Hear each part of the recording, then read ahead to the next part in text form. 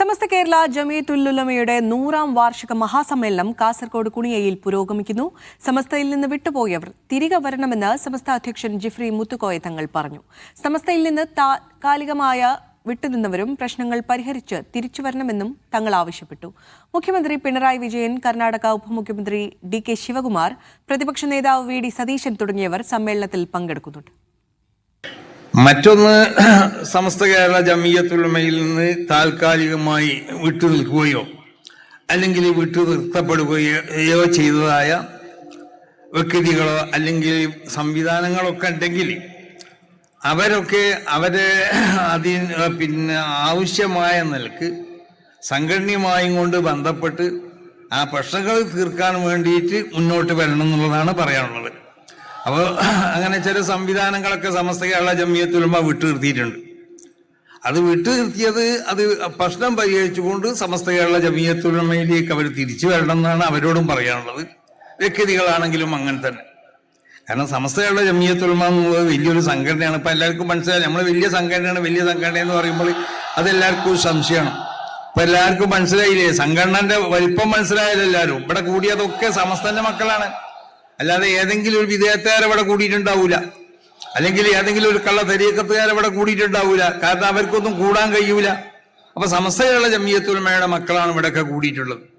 അപ്പൊ അതൊരു വലിയ സംഘടനയാണ്. അത് നിസ്സാരമാക്കാൻ വേണ്ടി ആരും മെനക്കെടരുത്, അതിനെ വേദനിപ്പിക്കാൻ വേണ്ടി ആരും മെനക്കെടരുത്. ഒത്തൊരുമിച്ച് പോകാൻ വേണ്ടി എല്ലാവരും ശ്രമിക്കണം എന്നാണ് ഈ അവസരത്തിൽ എല്ലാവരും ഉണർത്താനുള്ളത്. ജീർണതകളിൽ നിന്നുള്ള മോചനത്തെയാണ് നവോത്ഥാനം എന്ന വാക്കുകൊണ്ട് അർത്ഥമാക്കുന്നത്. അത്തരത്തിലുള്ള നവോത്ഥാനം ഒറ്റയടിക്കോ ഒരു രാവ് വെളുക്കുന്ന സമയം കൊണ്ടോ സാധ്യമാക്കാവുന്നതല്ല. ലോകത്തിൻ്റെ ഏത് ഭാഗത്തായാലും അത് ഒരു നീണ്ട പ്രക്രിയയാണ്, എന്നും തുടരേണ്ട പ്രക്രിയയുമാണ്.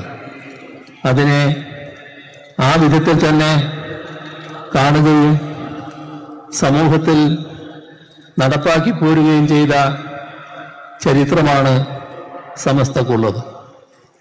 ലോകത്ത് നവോത്ഥാനം രണ്ട് വിധത്തിലുണ്ടായിട്ടുണ്ട്.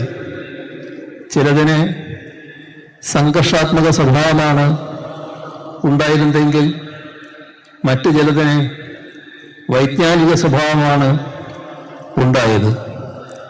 യൂറോപ്യൻ നവോത്ഥാനം മതങ്ങളെയും വിശ്വാസ പ്രമാണങ്ങളെയും ചോദ്യം ചെയ്തുകൊണ്ടാണ് പുരോഗമിച്ചത്.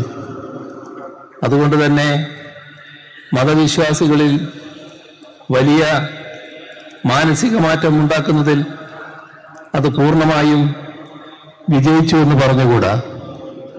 എന്നാൽ മുസ്ലിം സമുദായത്തിലെ നവോത്ഥാനം വിദ്യാഭ്യാസ പുരോഗതിയുടെയും വൈജ്ഞാനികമായ വെളിച്ചത്തിൻ്റെയും വഴിയിലൂടെയാണ് സഞ്ചരിച്ചത്. അതിൻ്റെ നായകസ്ഥാനത്താണല്ലോ നബിയുടെ തന്നെ സ്ഥാനം. ഹിജ്റ 1-ാം നൂറ്റാണ്ടിൽ തന്നെ കേരളത്തിലെത്തിയ ഇസ്ലാം ഇതേപോലെ സ്വയം നവീകരിച്ചുകൊണ്ട് തന്നെയാണ് എക്കാലവും മുന്നോട്ട് പോയത്. മാലിക് ഇബ്നു ദിനാറും മാലിക് ഇബ്നു ഹബീബും മറ്റും അതിൻ്റെ നായകരായി.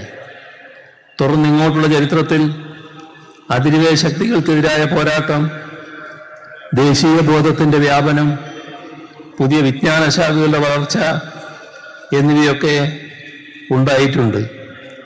അധിനിവേശ വിരുദ്ധ പോരാട്ട ഭൂമികളിൽ ഹിന്ദുക്കളെയും മുസ്ലിമുകളെയും ഒരുമിച്ച് അണിനിരത്തിയ ചരിത്രവുമുണ്ട്. ഗാന്ധിജി നിസ്സഹകരണ പ്രസ്ഥാനം ആരംഭിക്കുന്നതിന് മുൻപേ മമ്പുറം തങ്ങൾ നിസ്സഹകരണ ഫത്വ നൽകിയിരുന്നതായി ചരിത്രത്തിൽ കാണാം. അത് വിശദീകരിക്കുന്ന ഗ്രന്ഥത്തെ അധിനിവേശ വിരുദ്ധമാണെന്ന കാരണത്താൽ തന്നെ കളക്ടർ